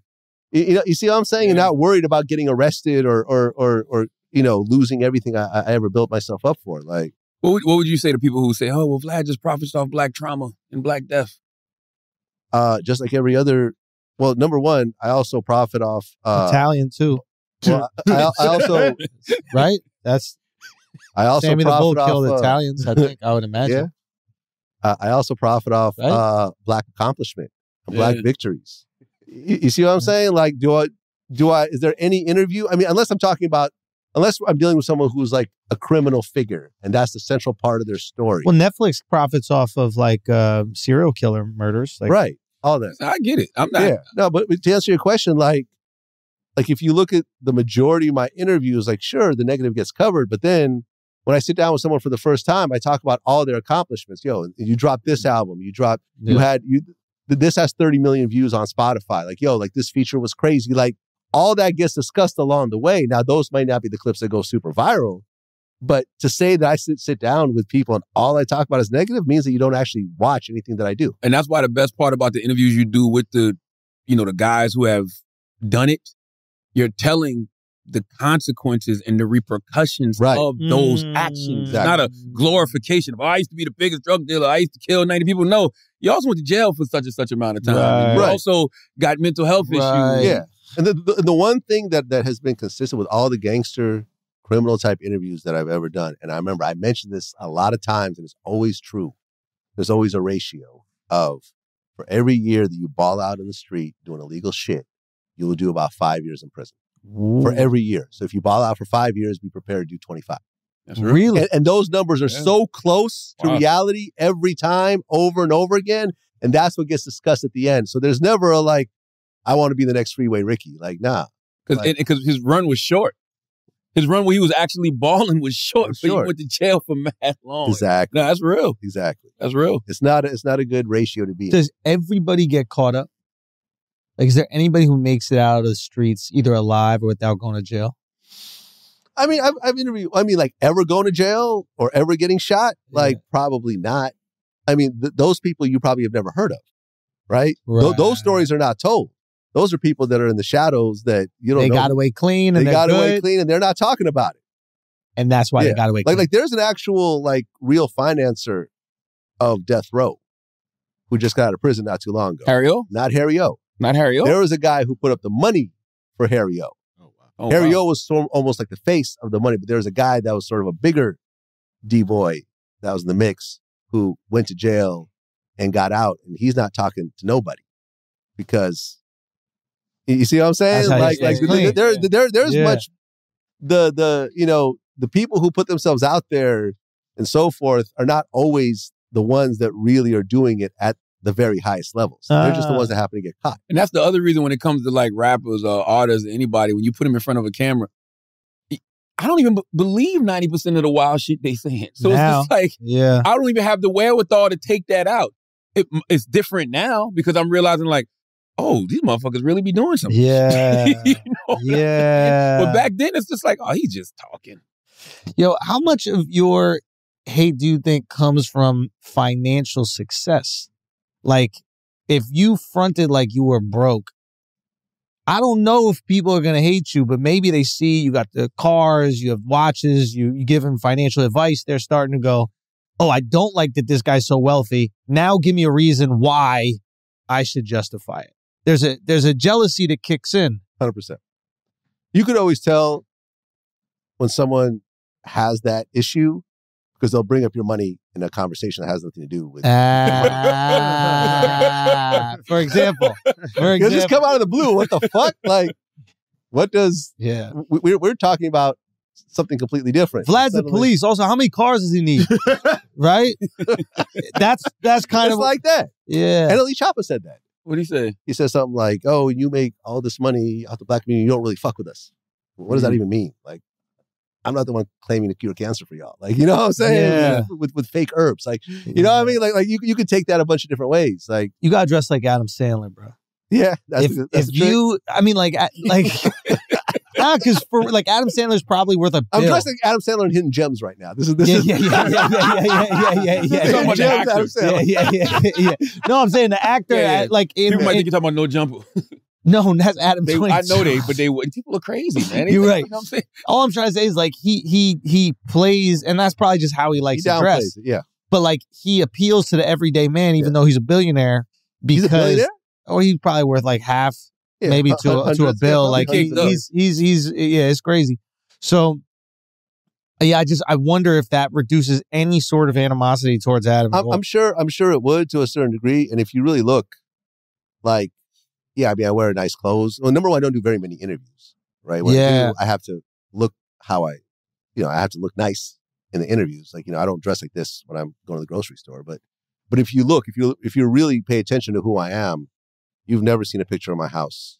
Yeah. You've never seen a picture of any of my cars. Yeah. You never see like my watch collection or, you know what I mean? Or all my chains or whatever. Like, that's actually kept completely off the record. Yeah. You know what I'm saying? That's kept private. I don't talk about my family or show pictures of my family or whatever else. It's like, whatever you're seeing is just based on assumptions. You know what I mean? Like, I don't, you know what I mean? Like, I remember Game just did an interview where they were talking about how he posted $13 million in his bank account. Like, I wouldn't even consider doing that. I wonder if not showing your family hurts you. Maybe seeing somebody with a family and children and like in a loving relationship. And again, like I don't really show that, I don't show my wife really that much. I think Charlamagne doesn't really either. But there is something about seeing a human being in an incredibly human situation where they're like loving and like vulnerable. Like even sorry to interrupt, but like even gang members see you walking with a kid. And if you're like the ops, sometimes it's like, yo, you got lucky. No, not these 2022 gang members. You see this new shit? They actually threw the like kid in the fucking garbage, bro. The fuck? Fuck those dudes, man. What do you mean they threw the baby in the garbage? Like a dude was walking with his kid. Yeah, dudes, I think, was it Chicago? I thought it was here. I thought maybe it was Chicago. Maybe it was New York. Yeah, I don't know. But literally, they're trying to get some dude. They couldn't get a hold of him, so they threw his fucking... How'd they get his baby? 2-year-old baby in the fucking garbage. Like, he was running with the baby in the stroller. I guess they got him. They got the baby. They put the baby in a garbage can. No, I don't think they killed him. You got to call Putin then. I need nukes now. I'm serious. The whole block got to go, bro.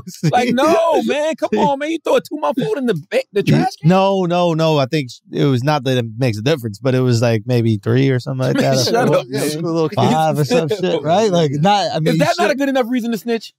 Yeah, you should snitch. You gotta go tell on everybody. Yeah. Everybody, especially if you ain't gonna do nothing. Yeah. If you personally aren't gonna say, you know what, I'm gonna go handle this myself, call the police. Please. Yeah. Well, I believe in snitching. I believe in calling the police. I love the police. I'm happy you're here. It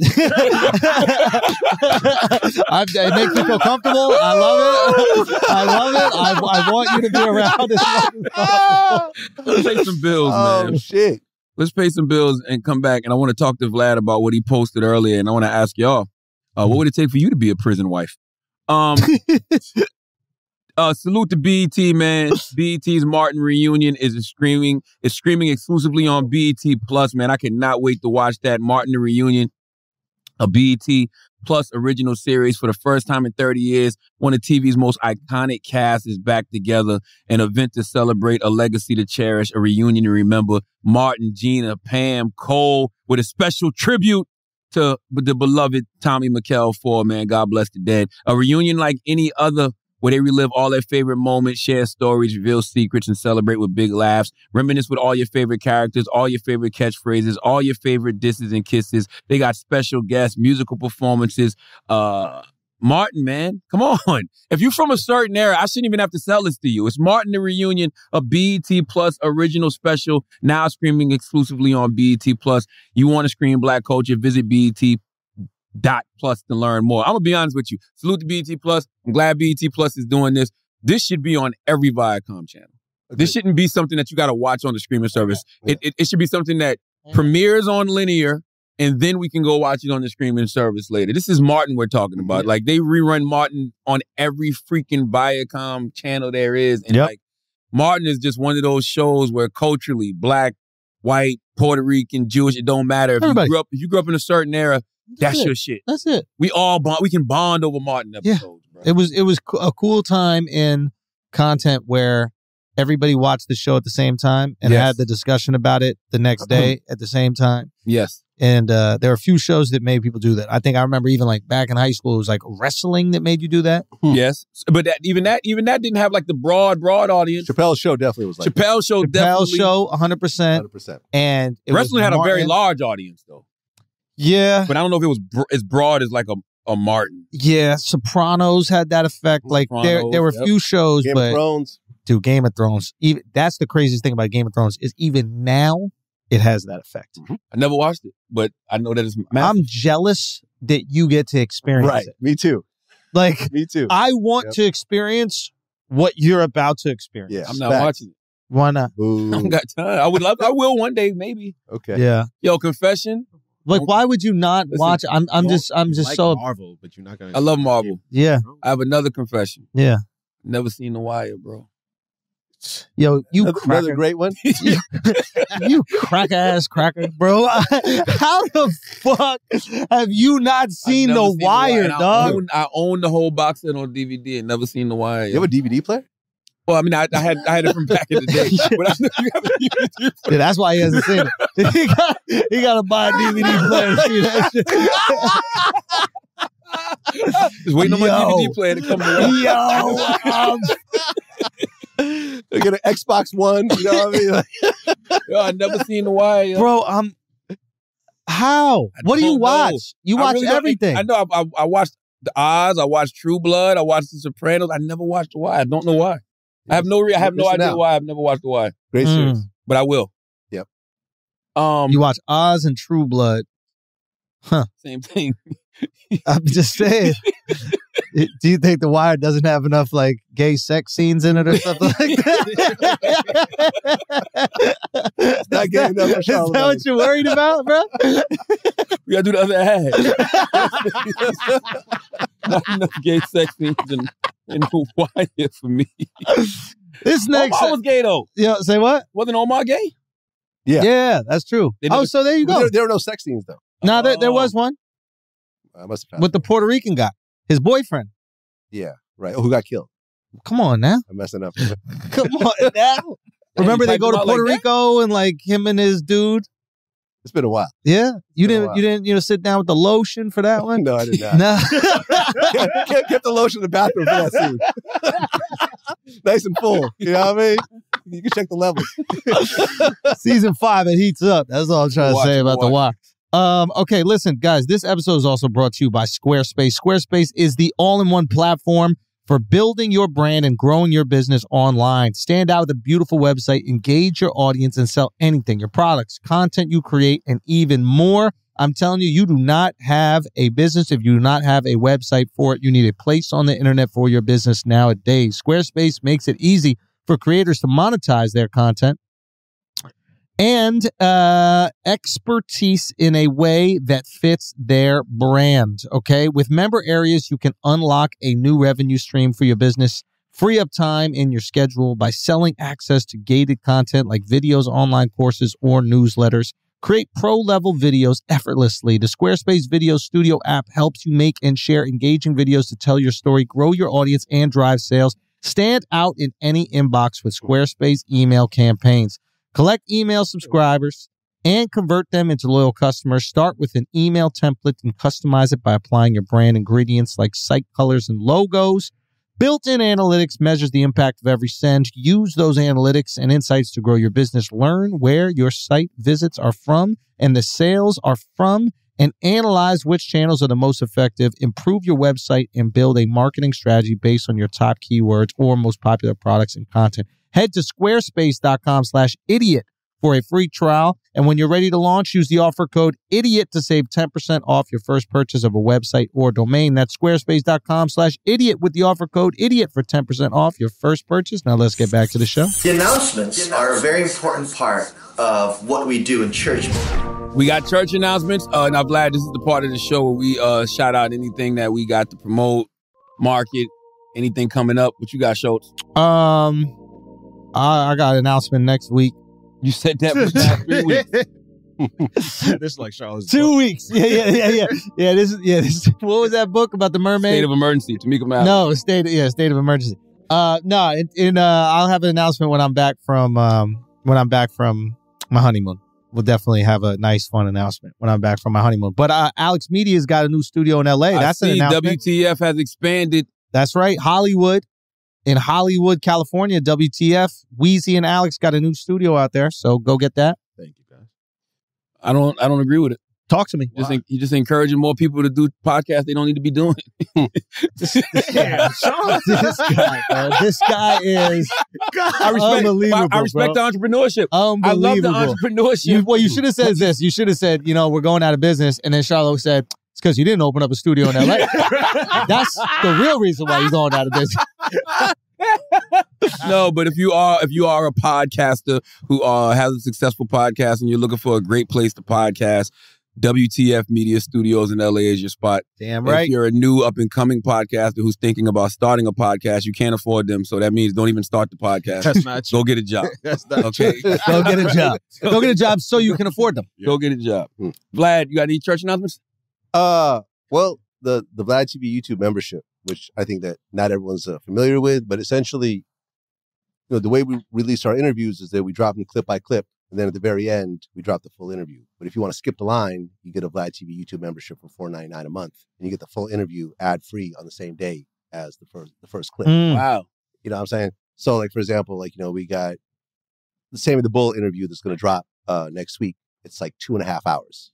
By the time the full interview comes out, it might be like a month and a half. Yeah. And so forth. So if you want to watch the whole thing on day one, get a Vlad TV YouTube membership. Everyone who gets it said it's the best $4.99 they've ever spent. So are people subscribing to it? Thousands and thousands and thousands of people. Wow. Yeah. I mean, I just wonder because when people are used to getting something for free, you know what I mean? To get them to pay for it is always a challenge. Right. Well, a lot of times what I've noticed is that it really depends on the interview itself. So, for example, when we just had Tony Ayo, I didn't realize how many G-Unit fans there really Amazing were, interview. in terms of worldwide. So it was like we had our biggest month. I think our membership grew by 25% last month. This is after being up for a year and having a big membership already. It grew by 25%. So many people wanted to see the Tony Ayo interview, but we were also running the Iman Shumpert interview. There was a Boosie interview. There was TK Kirkland. A lot of Gilbert Arenas, a lot of the heavy hitters that we have on the show. But yeah, so if you want to, because that was always the big complaint. It was like, drop the full interview, drop the full interview, drop the full interview. It's like, here's the full interview, $4.99 a month. So I think another thing people don't realize, you pay too. Yeah, no, we started, a couple of years ago. We just realized that it was going to be hard to grow the business based on people doing it for free all the time. Now, certain people, we're cool with it. But if we wanted certain types of guests, we were going to have to really start cutting checks. And that really changed the whole business model. Suddenly we started having access to people that otherwise we wouldn't have had access to. Like Sammy the Bull's not out there doing free interviews. Yeah. You see what I'm saying? So we had to cut a large check to Sammy the Bull, but we got an interview. And, literally for 2 years, we've been talking to him about it. And it was like, we want to do the interview we wanted to do. That he didn't really want to do the type of interview, but it was like, we want to do the interview we want to do. And we finally agreed on a price and a date to do it. But how much? I mean, all of our regular guests get paid. Like the people that you see on Vlad TV over and over again, like whether it's the TK Kirklands, or the Arenas, or the Boosies, especially, whoever, they are actually getting paid to do interviews every time. And that to me, I feel is sort of changing the space of it because listen, we're all making money off these interviews. So why would we not share, the interview, share some of that revenue, with the person who's doing it. Now, not everyone's going to get paid. At the end of the day, it's like, if Lil Baby wants if Lil Baby wants you to do a verse, are you going to charge him? You know what I'm saying? I mean, you could technically, but the opportunity of being on a Lil Baby song is that. And so we do not pay for everybody, but for a lot of people, we do. Yeah, there's a lot of artists that think Breakfast Club pays for interviews. I don't know where y'all got. Well, I know where y'all got it from. There was one artist in particular who said that happened, but that was a lie.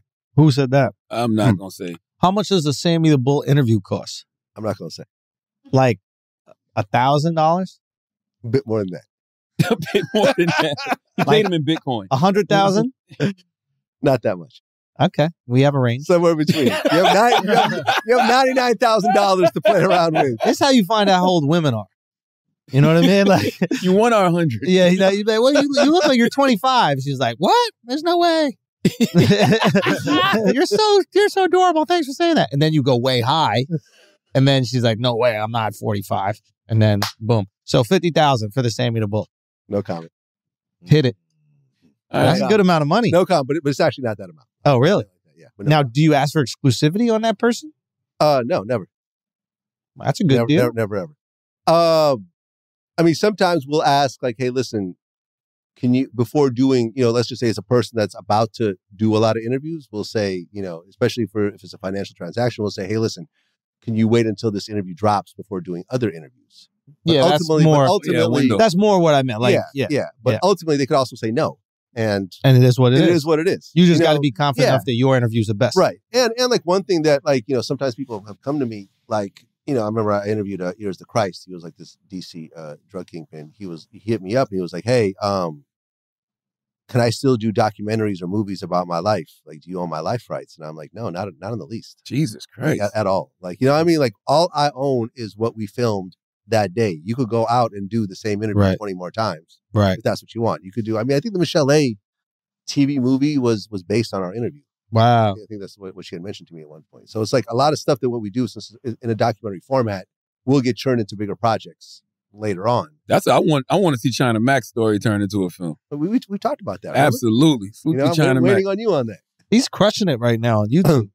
Really? China Mac, yeah. We gave him his first interview. Really? His first ever interview out of prison. No, he's crushing it right now. A tooth. Yeah. He has this like Mac Eats show. He's doing like we have a Mac show. Eats. We have a Mac Eats on Vlad TV, which we haven't run yet. Oh, really? Yeah. But yeah, he's like traveling all around. He's really utilizing YouTube almost as like his way to interface with fans in general. Like putting out a message, he'll put it on YouTube. Usually people use like Instagram for that, but he's cultivated like a cool audience doing shows. Yeah, I really like what China Mac's doing, because I know when we had him on, he was talking about rapping, but he was like, I also see myself doing other things outside of rap. Yeah. And it looks like he's doing it, man. Yeah. Another regular guest on Vlad TV who gets paid to do interviews. There we go. You know what I'm saying? Like another person that we helped out. And that's the one thing that sort of annoys me sometimes, is that people don't mention the people that we've helped out along the way. Like, for example, you signed the Gangster Chronicles. Yep. Right? And Luther Steele, Norm. Yeah. MCA. And Mob James really got to start on Vlad TV. That's what led to him actually doing a podcast. And Luther Mob James. Yep. Yeah. And ultimately doing stuff like that. Like, we try to help people's careers and sometimes even jumpstart their careers, like a China Mac, or a Mob James. Yeah. And, it'd be nice to think I mentioned every so often, but it is what it is. Hey, listen, my church announcement is salute to everybody who came out to the Tribeca Film Festival to watch the movie 88 that I executive produced. The Saturday night show was sold out, but we got to show that.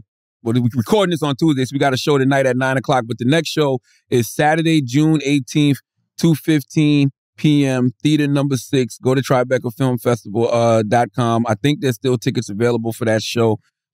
This Saturday, June 18th, 2:15 p.m. Go see the movie 88 that I executive produced. Stars my man Brandon V. Dixon and Notori Knott, and this is a good weekend to go see it. This weekend is gonna be what, Black Gay Father's Day, Black Gay Father's Weekend. What? That's a thing? Well, I'm combining it because it's 3 different holidays in one. So Sunday is Juneteenth. Right? So it's a celebration of blackness. Okay. Mm-hmm. Plus, it's going to be Father's Day. Mm-hmm. And it's Pride Month. Why don't we just call it Atlanta Day? Is that a good idea? Can we just combine all three? I'm not touching that. I'm just saying this is a good weekend. Completely on your own on this one. Black Gay Father's Day. Go see 88. Okay. Take your Black Gay father to go see 88 this weekend at the Tribeca Film Festival. Let's do it. This is a good weekend for Black Gay fathers, bro.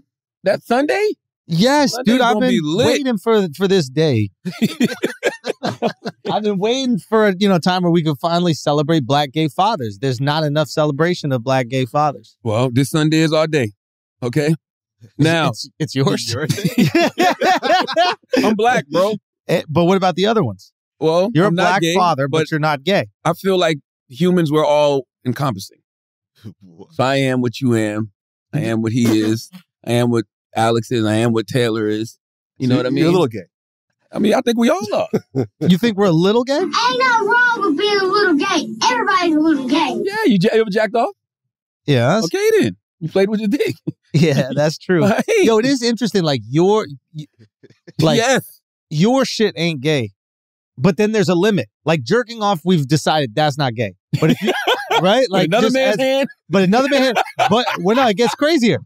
Jerking off is not gay, but if you finger your butthole, that's Yo, that we would think is gay, right? Fingering your own butthole. That being said, jerking off, not gay at all. Straight, even. I don't even want to say that's gay. But your own butthole. That's who decides. Who decides? I feel like it's something bigger than gay. Go. What's beyond gay? I don't know what's beyond. What's beyond gay? What is beyond gay? That's a good question. I don't know. What is beyond gay? Finger in your butthole. Finger in your butthole. Finger in your butthole is beyond gay. Right? Yeah. Isn't that? What is it? I'm not chiming. That's not even beyond gay. That's impossible gay. Impossible gay. Yeah, that's impossible. But jerking yourself off is not gay. What about jerking yourself off and fingering your butthole at the same time? It kind of screams gay to me. It kind of screams you should be getting paid for that.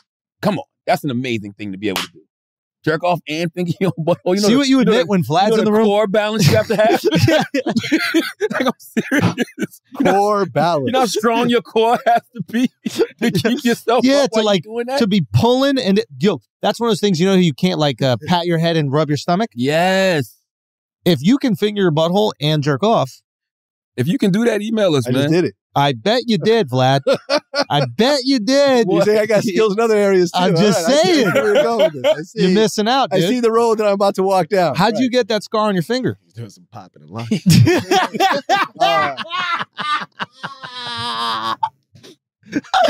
Yeah, Vlad. I can tell you. Wait. Well, I was alluding to the thing we were talking about. Nothing to do with that. Okay.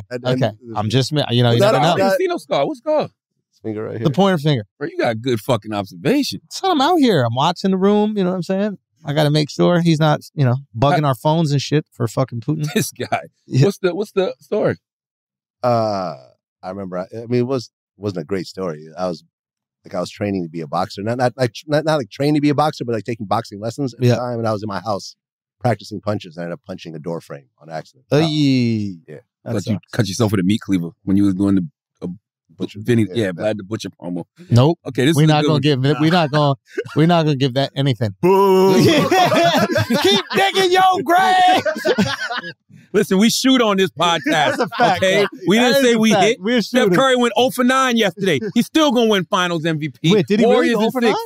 He 0 for 9 at 3-pointers yesterday. Warriors no way. Warriors and they 6. still got the dub. Warriors in 6, baby. They cleaning that up. Warriors in 6. Okay, listen. DJ Vlad posted this. For all the young guys out there who think that prison isn't that bad. This is from Aaron Cox. Former 32 months as state property at Pennsylvania Department of Corrections. I guess the question was, what is it like to be turned out in prison? And I'm going to read this whole thing because I need everybody's answer on this. In my mid-20s, I was young and stupid. Thought I was a tough guy and was hustling. Ended up getting pulled over with a loaded gun and 2 ounces of powder and got sent to a state prison for 32 months. It's 32 months. So that's like what? 3 years almost? 2.5 years almost, right? In order to survive in there, I basically had to become someone's prison wife, as they call it. I was young, slim, good-looking, and completely inexperienced in doing time. My cellie was solid muscle, so he started taking advantage of me. What can I say? It was awful in the beginning, but I got used to it. I now know that it could have been a whole lot worse for me, so I'm not bitter. At least he treated me pretty good. Never hit me or nothing like that, and he never shared me with no one, thankfully. Like I seen happen to some of the other guys who got turned out in there.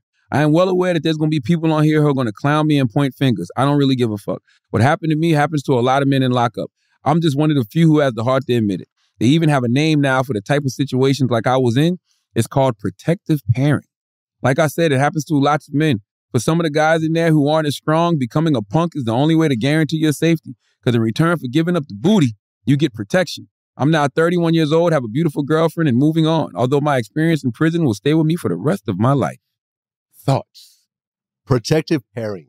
Protective pairing. I remember a girl responded. She goes like, "Shit, because of inflation, I'm protective pairing right now." Hilarious. Fucking hilarious. Nah, that's crazy, man. I don't know about all that. He was just talking about what's gay. That's gay. That's gay. But it's gay for survival. Yeah, but it's just, I think that's... So is gay a mindset or an action? Well, I don't think he's gay. Well, no, I think he is gay. But... No, is gay a mindset or an action? No, gay is a mindset. Like, doing something gay because you have to doesn't make you gay. Right? But... he's a rape victim. Yeah. Yeah. That's he's what a he rapist. is. If that happened, I don't believe this to be real at all. Like that. You don't think so? No, it's cap. Nobody would ever admit that. No, I have a girlfriend now, but I'm getting. Well, he over didn't it. say his real name. He said it was Aaron Cox. But that's fake. Which he probably got in prison. No, he didn't say his name. He didn't say his name. Did you ever? This is fake, bro. Nobody would admit this. Okay. Let me tell you. Anonymously? Did you But guys? why? Okay, Joe Rogan played this clip on his show. Yeah. No, I watched it. You know what I'm talking about, right? Yeah. Rico Reckless. Yeah, and from Ewald Vlad Sammo. TV. I saw that before. In Cook County Jail in Chicago. They spit on your butthole or They something. spit in your. They knock you out and spit in your butthole. Okay. You think that's fake? No. You think both these guys are just making up the story just for fun? Well, no, there's two different things going on here. Like, he's admitting that he was sucking dicks or fucking this guy. They're saying that other people are abusing. I think it's very rare that the victim just comes out and be like, yo, this is what it was. And actually it wasn't that bad. He treated me pretty good. Like, but I think it's a form of therapy. Like, that's something you got to get off your chest. Tell your therapist, bro. Tell your therapist, bro. Don't tell that to Facebook. But you want to warn people. I think what he's doing, those are the kind of stories that keep people out of jail. Yeah. Oh, I really believe that. That's, I mean, yo, that's I watched American Me. No, seriously. In high school, I watched American Me and said, jail's not for me. That's it. I made a decision for the rest of my life to say, once I saw the rape scene with the Mexican Mafia and the Italian Mafia dude, I said, not for me. Yeah. You know what I mean? Those are beyond scared straight stories. Right. Those are the stories that you tell that really keep kids out of prison. I think so anyway. Yeah. You know what I mean? Because it's just, I don't know if it's because of social media and you see people in prison and they dancing and they look like they got food and everything looks all peaches and cream. It's like, no, it's prison, bro. Yeah. It's going down in there. Like, you're going to have to fight every day of your life to stay alive. Who wants that? And this dude only did 32 months. God damn, bro. 32. Think about that. 32 months. One decision cost him 32 months of his freedom and he got violated in prison. He actually needs therapy. Yeah. This is a cry for help, if you ask me. He's helping other people by telling his story, but he actually needs therapy. There's no way in hell he has a healthy relationship with his girlfriend. Yeah. It's impossible. Yeah, like remember in American Me when he got out and he tried to get with the girl and he was trying to butt fuck her and she was like, you remember that part? No. Y'all remember that part? You remember that part, but you don't remember the Omar shit. Well, that was with a man and a woman. You talking about with two men. Yeah, I guess. See? What did they do after they spit in your butthole? I forgot that part. Well, what happens is that once you have human saliva or a human bodily fluid inside of you, it's considered rape. So then they have to go and administer a rape kit and have to notify your family that you've been raped in prison. Man, no, man. So this is how they rape without raping. Fuck. They're raping without raping, bro. Raping without raping. Let me tell you this. When I played this for, you just mentioned China Mac. Jesus. Right? You mentioned China Mac. You Yeah. said, well, because I haven't seen that. But what I did see is like, okay, when dudes in prison, they hide things in their trunk. Yeah. Right? Which is their ass. But yeah. Boofing it. Right? Boofing. Right? Yeah. So what he has seen is a dude will boof some drugs and word will get out. He's got some drugs in his ass. So he's seen dudes knock the guy out, reach in his ass, pull out whatever he had in his ass, and then go hang out with their friends and smoke, open it up, and then go smoke or shoot up whatever the hell they just pulled out of this man's ass. Imagine doing that as a prank and this dude don't got nothing in his ass. Nothing. Just an empty bag that says, fuck you. Yeah, what if you don't got nothing? And you just keep digging and digging. I know they say he got it in here, you bro. take it out and the bag is just a paper that goes, hey, yo.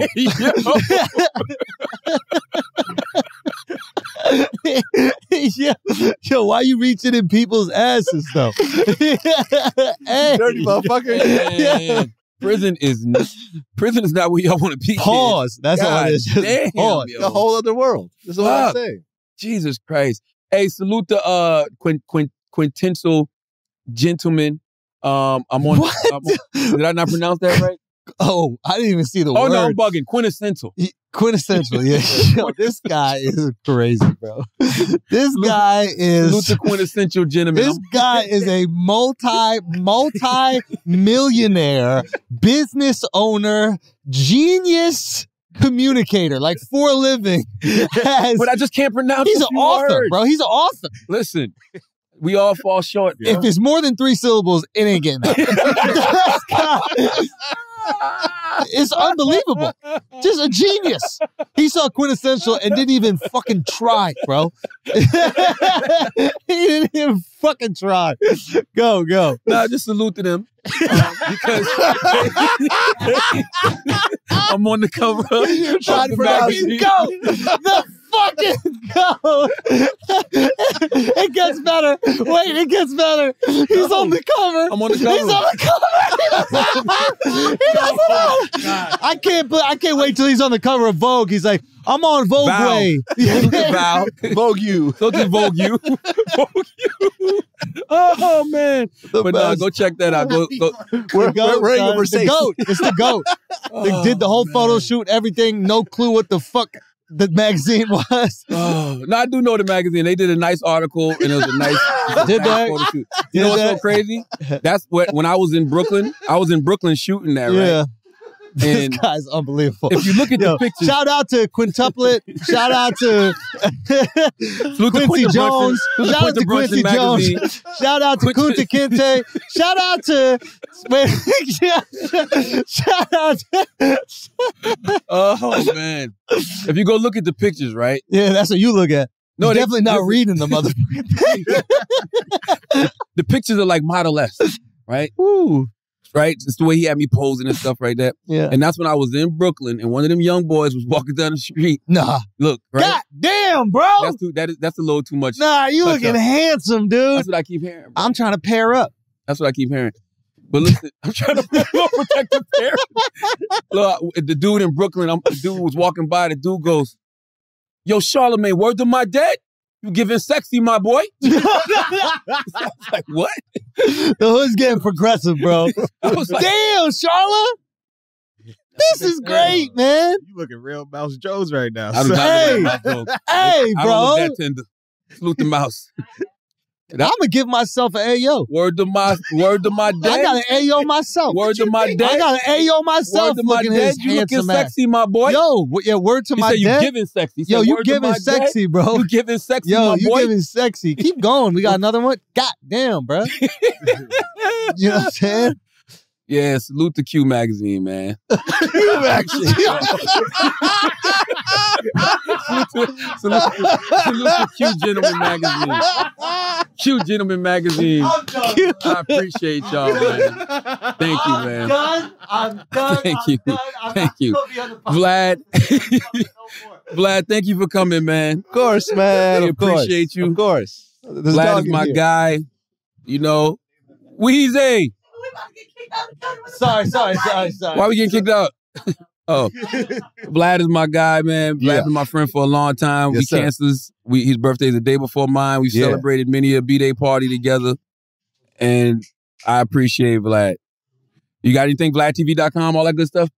Yeah, VladTV.com. Check out the membership on YouTube. Yeah, YouTube.com/VladTV. VladTV on Instagram. And Sammy the Bull coming. What are the other big ones you said you had? Sammy the Bull. I mean, Warren Sapp is dropping today. Warren. Michael Franzese is back. He's dropping next week as well. And we're working on some stuff. Okay, you know what I mean? Like usually, cool. I don't like to announce stuff until I actually film it. Yeah. But Sammy's been filmed.